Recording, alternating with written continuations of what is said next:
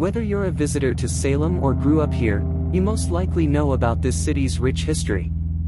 But is your knowledge fact or fiction? Here are 5 misconceptions about the 1692 Salem witch trials.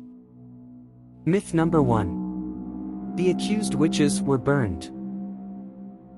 None of the accused were burned in Salem. However, this was common practice in Europe. The burning of witches comes from the German law Coralina. This law stated that those guilty of witchcraft should be executed with fire. During the 1692 Salem witch trials, 19 accused were hanged at Proctor's Ledge, and 1 man was pressed to death. Myth number 2. Women were the only ones accused of witchcraft. Women were not the only victims of the Salem witch trials. Of the 20 innocent lives taken, 5 of them were men. The men were George Burroughs, George Jacobs Sr., John Proctor, John Willard, and Giles Corey. Myth number 3. Tituba was a black woman.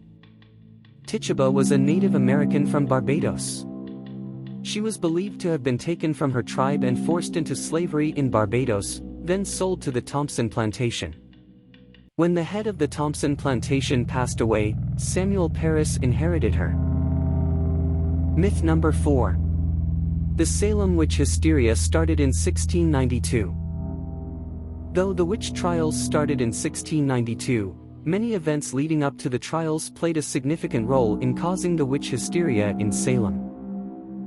Stories of witchcraft had been told throughout the village as early as 1648 and 1688. The colony was operating an unauthorized government, with an empty treasury. Stories of the French and Indians burning down villages in Maine were told by those who fled to Salem. There were ongoing land disputes between neighbors. The church was also in turmoil, and the minister was preaching about a satanic conspiracy against him and the church. Myth number 5. Ergot fungus had affected the wild rye crop in Salem Village. With all that was happening in Salem Village leading up to the girls becoming afflicted, their symptoms were most likely caused by stress, manipulation by their elders, and in some cases, revenge. The first 2 girls to be afflicted were part of Reverend Parris's family. Both would have been subjected to a stressful home and present during his sermons about a satanic conspiracy against him.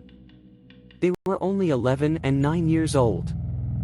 In one case, a man told one of the afflicted girls in court to accuse John Alden Jr. of afflicting her.